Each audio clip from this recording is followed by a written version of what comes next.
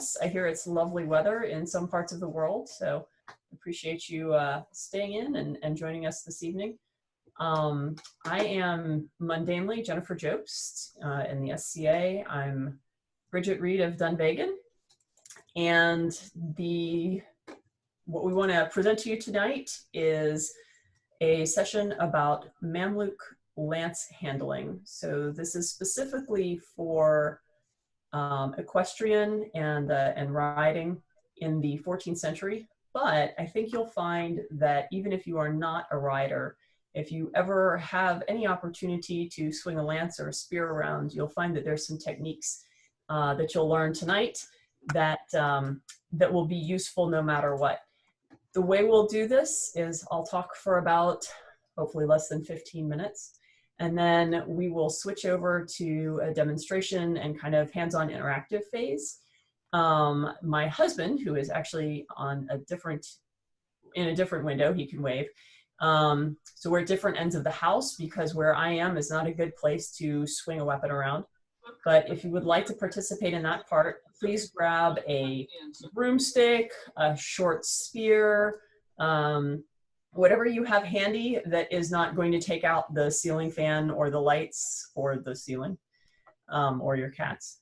And also a short piece of rope, a shoelace will do. If you have a pair of reins, that's great. But basically we're going to simulate what it would be like to handle a lance on horseback. All right, so I'm going to go ahead and share my screen real quick. And we'll go with the PowerPoint. And share. This time I will actually click the share button.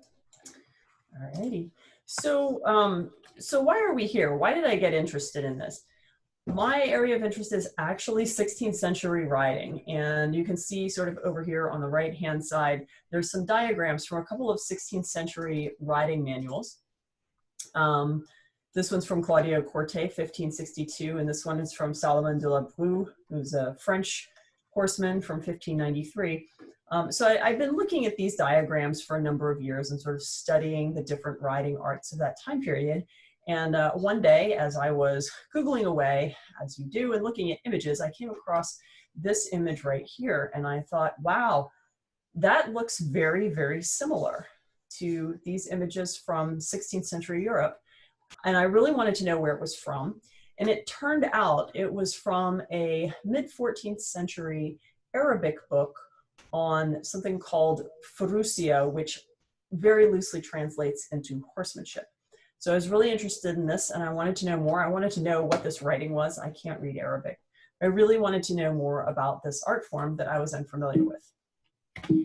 And come on. So I did some digging and I discovered that this image in particular is from a book called Nihayat al-Sul. It was written by Muhammad ibn Sina, who died around 1348, so sometime likely in the 1340s. And it's one of the many Mamluk Furusia books in existence. So this particular genre of literature became popular around the 8th or 9th century. And it was originally actually copied from Persian and Greek and Byzantine or Roman texts and expanded upon. This particular book had in it 25 bunud, or exercises for the cavalry student. So these are lance work exercises with different patterns in them, different maneuvers, done either as a single individual rider or as even groups of riders. And what's really special about this particular book is that it was translated to English by Kirsti Jensen, who through this research, I met her. I actually was able to work with her in person, which was a really fantastic opportunity. So she actually did the translations, but she didn't necessarily interpret the bunud. So she had written all of the instructions, but she didn't really kind of look at, all right, well, what does this mean? What are they actually doing with these lances? How are they riding their horses? And so that's kind of where I took it from there. So how did we go about this? You'll see here, it involved a fairly thick Arabic dictionary. There was a lot of wine, which is not included in this picture, but you'll see we've got the translations here. And you'll see on these little sticky notes, we're sort of working through the different patterns that they went through and what they might have been doing with their lances. So first we sort of mapped these things out. Here's some of the very early interpretations. And then we went through and used some pretend lances. This is my husband, Sean, on the right, and Patrick Bone, who is a Swedish martial artist that we were very fortunate to have an opportunity to work with him. And what's very interesting to me is that I'm not particularly proficient at handling lances. I don't do martial arts. But when we were reading through some of the instructions were very clear. Others of them we kind of had to guess. And it was really wonderful to be able to have someone like Patrick, who has an incredible martial arts background, to kind of read this and then do the maneuver as he interpreted it, and then say, you know what, that's too hard. It doesn't flow right. That's probably not it. So we would go back and sort of reinterpret and reread and try again until we had something that we thought matched the text, but also made sense from a biomechanics standpoint. And so we did some practice. This is Sir Richard Hurd on the left, and my husband, Sir Gideon, on the right, and a couple of little fuzzy assistants. So we did a lot of practice on foot against each other before we actually went out and tried to stab each other in the back with lances on horseback. And this is me stabbing my husband, which is very satisfying sometimes. So talking a little bit about the riding maneuvers, there's a couple of skills if you want to go out and try this with your own horse that you need to have. And the first one is the ability to ride one-handed with either hand while keeping your rein hand centered over the horse's neck. And you'll see a little bit about why this becomes so important as we actually start playing with things. It's also important to be confident handling a light lance on both sides. So this is not your jousting lance. This isn't a heavy lance that you see people joust with. It's more like what we might call a spear, but they did in fact call it a lance. And there's a great deal of maneuvering over your head, behind you, using both hands. So it's a very ambidextrous art form. Your horse also needs to have some skills. Not every horse is going to be comfortable with a lance swinging around its head. There are a lot of maneuvers that involve actually running the lance alongside the horse's haunches or over his haunches. And so some horses don't really appreciate that. There's also maneuvers where the lance is dragging on the ground next to you or behind you. And of course, they need to be comfortable with that as well. So assuming you have all that, you're out in your hippodrome. So what's interesting about this is they actually performed these maneuvers in front of the emir or the sultan in a hippodrome. And so the book comes with this very handy diagram, which has also handily been translated to English. So here's the hippodrome. This is where your audience would be, down here at the very bottom, and your company. So you're with a group of riders. And the instructions that you see in these banud are things like you ride out from the right flank, you do one circle ending at opposite the left flank. So that means you're coming from over here, you ride out, you do a circle the size of the hippodrome, and then you end over here. And then you would continue on with the next maneuver. So we sort of took this and we squished it down into some abbreviations so that we could more easily map out the maneuvers. So if you see something that looks like this, it maps back to, to this. So what were some of the maneuvers they were doing? The easiest thing and the most common thing, honestly, is circles of various sizes. So sometimes you are doing a wide circle, sometimes you're doing a very small circle. And so we sort of were able to estimate these based on the instructions. We also had a lot of sort of straight lines with turns. So things like go parallel to the entire company until you reach the left flank, turn back to the company, take your horse's head back right, and go parallel to the entire company until you reach the right flank. So you're doing a lot of sort of straight lines back and forth with turns on either end. The question here is like, how do you ride this turn, right? They just say to turn your horse. They don't really specify how you do it. So is this more of like a small circle? Is it a stop and a turn? Is it like a rollback or canter pirouette, if you're familiar with those movements? More like a bullfighting maneuver maybe. There's no explicit instructions, so it's kind of anybody's best guess. But the point is, you got to get to the end of the line, turn around, and go back. There's also charging. So there's a couple of maneuvers where you charge straight to the audience, very intimidating. Those are kind of fun to ride. And then there's also sort of this concept of exiting. So there are some words in Arabic that don't necessarily translate very well, and this is one of them. But what it essentially means is there's two meanings. One is a defensive lance handling maneuver to the rear of the horse. So you're trying to defend behind yourself as you're essentially running away. And the other one is to leave and come back. So literally exit and come back, as in you would exit the circle. So you're going around the circle, you go outside of the circle, you exit in this little loop right here, and you come back. There are also maneuvers with 2 riders, and there's actually some with entire companies of riders. And so the instructions read like, you ride out, your companion rides out, and you're looking at each other. And these are actually quite fun. They're also quite challenging, because not only do you have to control your own horse and lance, you're also responsible for keeping yourself even and timing things well with your companion. And this is just a note. The lances here in these banud never make contact with the other horse or rider. But having said that, we've done quite a lot of practicing. If your timing is off, somebody's not quite as confident holding a lance, that would be me, you can have incidental contact between the riders or the horses. So it's pretty important to wear eye protection for multi-rider maneuvers, both for the riders and for the horses. So that's just sort of a warning if you choose to go out and try this on your own. All right, this is the fun part where we get to the live demos. So let's talk about basic lance handling. One of the things that's really amazing about Arabic texts, because they did not use a lot of diagrams, they weren't able to portray images of basically animals or humans because of the Quran, because the Quran forbade it. So they were very descriptive in their texts, and things like in European texts, they'll be like, yeah, you take a lance, and you're like, well, how big is the lance? Like, what is it made out of? They are so prescriptive in the Arabic texts. So the length of the lance should be 10 times the length of your forearm. Whoops, sorry.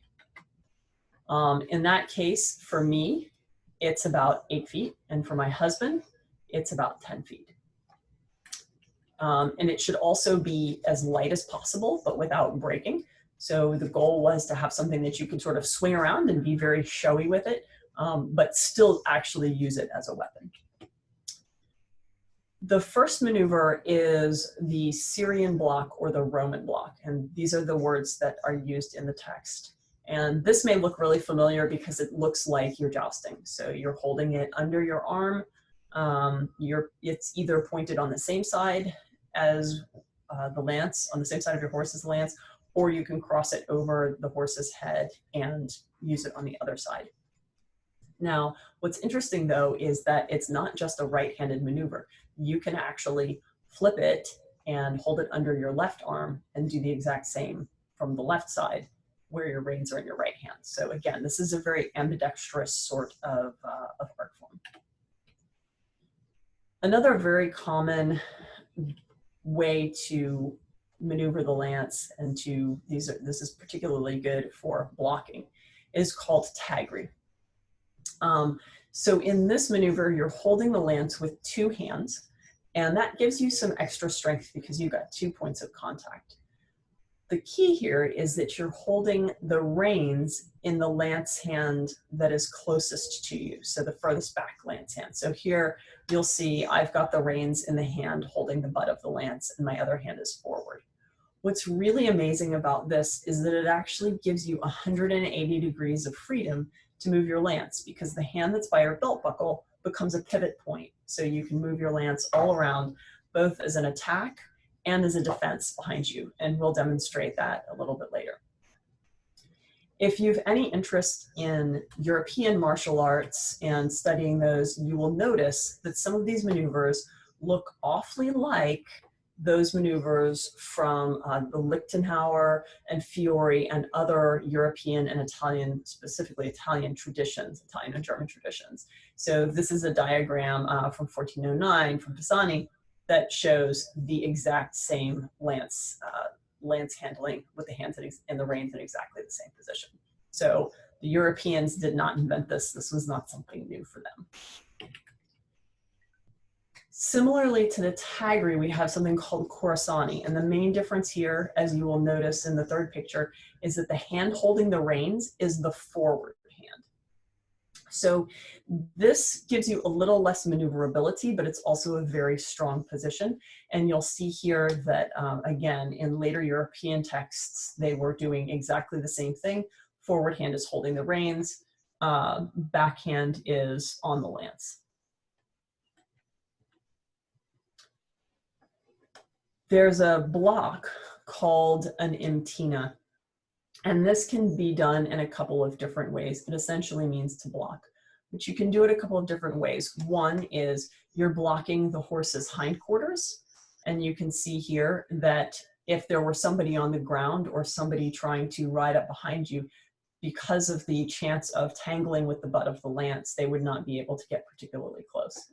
You can also block over your arm. You'll see this particular maneuver, I think it's called, oh gosh, Duarte mentions it in the 15th century. And you can also block behind your head and sort of move your horse's haunches around underneath the lance in order to block. This is also called an inversion. So here's what it looks like. You're going along one way, your lance is behind you, you turn your horse the opposite direction, and then on the recovery, you lay the lance over your forearm so that you could sort of easily pick it up. So now you've gone from step one, you've gone a defensive position, somebody's chasing you, you've quickly turned around, and now you're in an attack position. And again, this is not anything new. So here's a guy from Mare doing a parry behind him. And here's a guy attacking him. But essentially, these two pictures are nearly identical. Although this guy's helmet's on backwards. That's creative. Anyway. So the question is, if you're doing this ambidextrously, how do you move the lance around without moving the reins? And this actually becomes really important when you start to work with this. And we'll show you how to do it in person in just a minute. But the idea is that you always want to bring the hand that is not holding the reins to the hand holding the reins. So the hand holding the reins should stay over the horse's neck, more or less centered. And then you are able to move the lance, and like in some cases, you're going to push the lance up to it, change hands, and then with the reins, and then you've got the other hand free. So that's how you sort of shift the lance from one hand to the other. So this is really a very ambidextrous art form. And unlike sort of later lance handling that we see in the European tournament scene, this is something that you can do. It's very maneuverable. So looking under it, this is another thing that we see. So as you're going along, you look under the lance at your companion. And this is actually also from Pisani in 1409, so a very similar maneuver. Alrighty. So the rest of this was actually intended for a presentation on, for people who are interested in doing this as a performance art within the SCA. But I think we're going to take and move over to live demonstrations instead. So I'm going to stop sharing my screen. Are there questions before we move over to the fun part where we start stabbing furniture?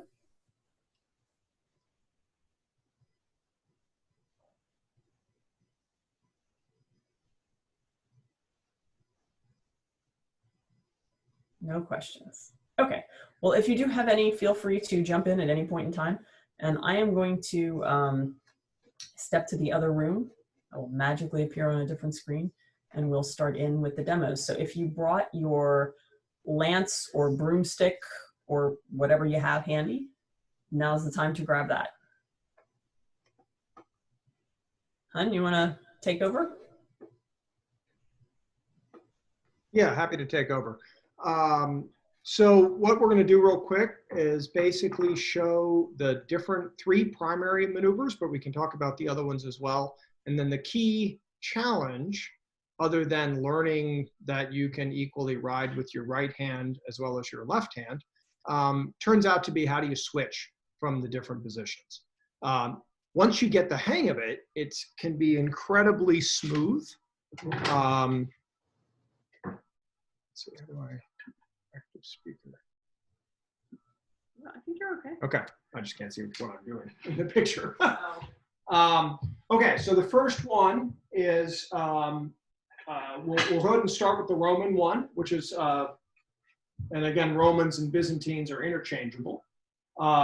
So if you have your reins in your left hand like normal, then all you're doing is couching the lance. This is very much the same thing as if you're jousting, and depending on the specific example or the specific maneuver of how they have it, it's pretty clear sometimes you're doing it on the left side of the horse's head, very much like you're jousting, and sometimes it's actually on the right part of the horse's head. Sometimes you would ride out with it down low and then couch it as part of the maneuver. So that's actually most familiar to us. Turns out it's actually one of the least effective with a light lance, because in the end, your 2 points of contact is the couching is underneath and your hand, versus all of the other types of maneuvers that they show that are offensive have actually 2 hands on the lance. And you'll discover very quickly when you start playing with this, this is much stronger. It's actually far easier when we've done ground to mounted, and I've tried to use these techniques, for instance, in the SCA experimental program. Discovered that, ground to mounted, you're much more of a threat if you have the strength of both hands on the lance. You want to switch? Okay. Yeah. Okay, so that is the Roman, and they talk about how you might switch between the one side and the other side. One way that they talk about is simply to do that, and then you just lift your hand up to it, and now you have the reins in the other hand. Right? So now I'm riding with a couch into the left, my reins are in the right hand. And again, that is switch the sides, lift up, drop back down. Right? So that's a pretty simple one. Okay, the next one is the Corsani. I think I'm doing this slightly out of order from what she did. The Corsani is really a forward-directed maneuver, and so it says your hand is within 4 fingers of the butt of the lance, right? So I'll step back a little bit here. It's near your belt buckle, so you're basically aiming yourself quite forward, and you figure if you have an 8, 9, 10-foot lance, this is pretty far out there. Think of like an SCA spear, where you're holding it all the way at the end. So there's actually quite a bit of forward attack aspect to this one. And your left is, in this case, holding the reins and holding the beginning of the lance. And you can see very easily that this could be a good charging maneuver. And in fact, in many of the Banuds, this is called the Corsani charge, effectively, which is the translation. To go to the other side, it talks about the right and the wrong ways to do it. What we've discovered, the simplest way is to leave your hand and the reins forward, and then bring the lance upwards. So now you're near the butt of the lance, and for just a moment, and then you grab the reins and slide it up, and now I'm in Corsani right. So Corsani right, Corsani left, like that. You can see it's just a lift above the horse's head, drop it down to the other side of the horse's head. The reins, relative to the horse, should be staying as centered as possible over the horse's neck. Okay, so that's the Corsani. And then the last one is the Tagri. This is the most defensive by far from a standpoint of all directions. It's 180 degrees of attack or defense. And so that is the one where the reins are in the reverse hand. Your hand is somewhere near the butt of the lance, maybe not all the way to the end, maybe a little bit farther forward because you want to pivot with it. And this hand on the front, they never tell you which way to hold it. I find I like it palm down. And then if this is over the neck of the horse, I actually have the ability, while in the saddle, to go all the way behind me to all the way in front of me without really causing a problem with the reins. And that's reins in the right hand. To switch it, again, kind of do a lift, come down. Now it's reins in the left hand, right? And this is incredibly effective. If you're doing ground and mounted or something, this is amazing because, you know, the guys with the swords and shields are trying to come up on your right, and you have the ability to do something about it from a distance and then get your horse out of there and get you out of there after having done some damage. So it turns out to be an incredibly effective maneuver. Any questions on any of those?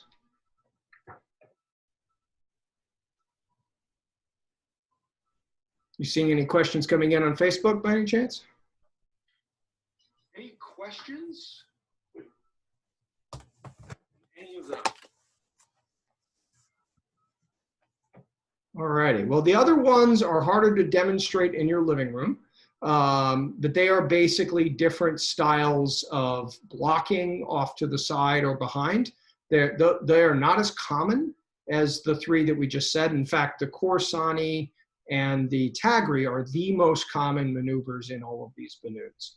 And you'll see it happening a whole lot where you're in Khorsani left, and you're maybe on the left lead on a circle, you know, cantering on the nayward, as they call it, cantering on the circle, and then it says to exit, and maybe as you're exiting, it says, okay, switch to Tagri right.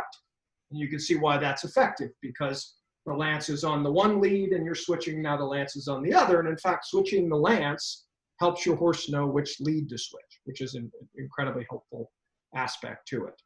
On the blocks, sometimes you'll be in a position, say maybe you're in a Khorsani like this, and the instructions are to block like Imantina style. And what we found is that they actually suggest just to let it slide through your hand.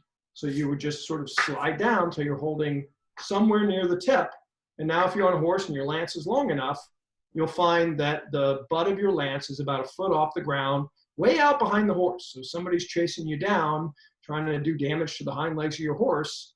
As soon as they swing, it'll hit the lance, which will then hit the ground, and now you got 2 points of contact with the ground. It's a very strong block. And of course, you wouldn't want to hang out for that. You'd let that happen maybe once, and then you'd use the motion of the horse to turn around and recover the lance and go into a different maneuver. So you see that one a lot. You also see basically something that looks a lot like Garocha, which is the one where you come around behind, turning the horse under, and you can envision there may be different ways you can do this, where then you could quickly recover back and do an attack. So those are the other common ones you see in the Banuds, and they're really, really fun. That you can just download, you know, the translation from Kirsty's master's thesis and just give it a try. What's amazing is all of it was said to be done at a canter with all of these turns and all of these circles and so on. And we've tried all of them and rarely have ever succeeded in doing even segments of them actually at gate. Most of the time we're doing walks and trying to deal with the lance and the turns and so on, and still not quite getting it right. So it's pretty challenging what they clearly thought of as fairly routine at the time, which is pretty amazing. So I think Jen, is there anything else I should add? She's on mute.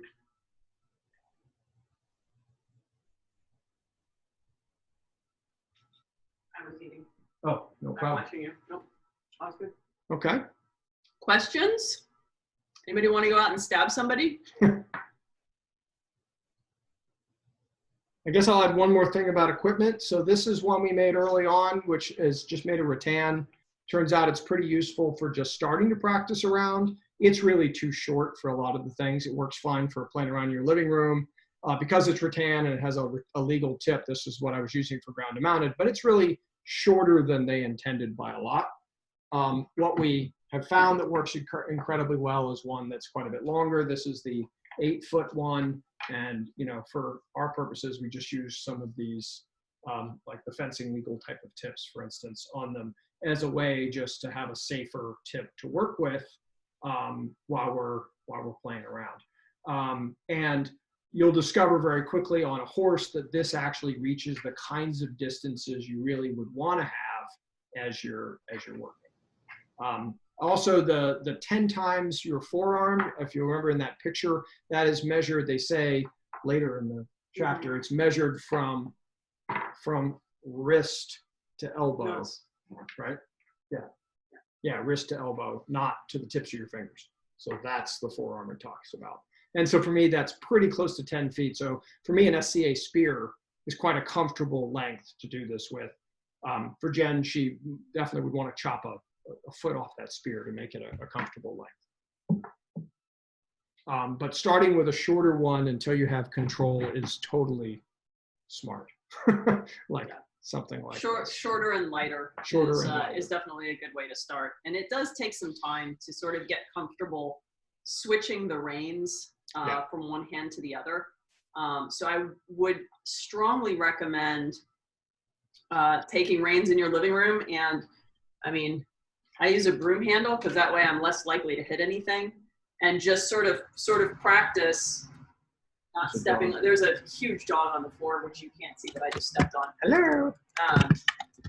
You know, practice going from here, pushing the lance up, switching your hand, and coming back, and just doing this over and over and over again, or even switching from, you know, one to the other. But it's always, you know, the hand holding the reins should stay still, and the other hand should come to it. Right. And often you'll find that because the horse is head and you're trying to switch sides, the other trick is that you're very often lifting the lance as you do this so that you can drop it on the other side without and having very minimal rein movement in the transitions. And if you do try this on a horse, you'll find out that you need to have your reins fairly long. Yes. So the whole idea of, you know, being able to steer your horse with your seat and legs is very helpful. But what's interesting is even with a horse that doesn't do that very well, when you move your lance from one side to another, so, you know, there's sort of like a hanging guard that you do, the horses, the weight of the lance and the fact that you're looking and pointing that direction, they will turn with you with very little input. Often easier than if you got rid of the lance. Yes. It's pretty remarkable. So the lance will help you with your maneuvers as you're moving it from place to place. So there's a question on the second method on a neck reining horse. So a key thing to realize is that you actually want the reins to be high and fairly loose over the horse's neck, right? So your hand can naturally be on top of it, right? And so the thing that we've discovered, even with horses that are quite sensitive to all kinds of things, whether it's your seat or your reins, is that as long as you aren't doing things like this with your hand, you aren't giving very many false clues, right? As long as your hand is over the center of the horse, then as you switch, notice the reins are effectively not moving relative. I'm moving the lance to where the reins are, right?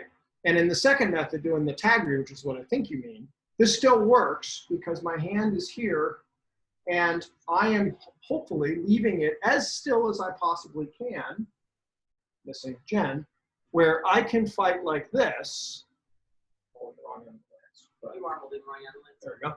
I can fight like this, and as long as I'm pretty good about keeping my reins relatively still and not side to side very much, I'm not giving neck rein cues, as long as I'm careful. The other thing is they specify that you hold it 4 fingers from the end of your lance. So you should actually move your hand up. Well, here. no, that's on the when that is on the the further back that you hold it, the more your hand becomes a pivot point. Yeah. And so because you're naturally doing this. Right. So your hand moves much less than if you were to hold it up here, where you'd have a lot more movement. And you discover pretty quickly that it's not a big deal, you know, for me momentarily to lift this up, grab the other side, and now I'm in the other direction. Hope that answers that question. I mean, practice with it, Yeah, You definitely know? practice. Yeah, your reins, the question was, so you're really keeping the reins in the center. That is absolutely Yes. the case. None of their maneuvers are the reins preceding anything, right? In all of the maneuvers, the lance is a cue and the rider is a cue, and you're riding the horse back to front, as we always should anyway, right? So that means when you go to the left, for instance, if I'm in a Khorassani right, and I'll do Khorassani, which is the one that's forward for a moment. I'm in Khorassani right, maybe I'm on a right lead canter, and I want to turn out of the circle and go into a left lead canter. Then I can lift, switch, and I'm just dropped all the way to the lance to the other side of the horse. My reins are still in the middle of the horse, but there's this huge cue out there, which is the rest of my lance, and my whole perspective is turned that way. And that is what Jem was just saying, or Mistress Bridget was saying just a minute ago. That is very much an incredible cue. And then all you really need to do is add a little thigh in, and the horse is going right where you want. There's actually one or two maneuvers where you move opposite of where your lance is, of the side of the horse that your lance is on. And it's really hard to do that because your horse is like, well, but we're going the weight's that over way there. because the weight's over there. And they will specifically tell you things like weight your stirrup and turn around turn the horse around. And so they are very much thinking about body mechanics and spears going together. So, as you're doing a turn back, they'll say, weight your inside stirrup and turn, for instance. And so this is, these were not people unfamiliar with biomechanics of either rider or horse. In fact, the whole system was designed to work together, which is pretty cool. Yes. Any other questions?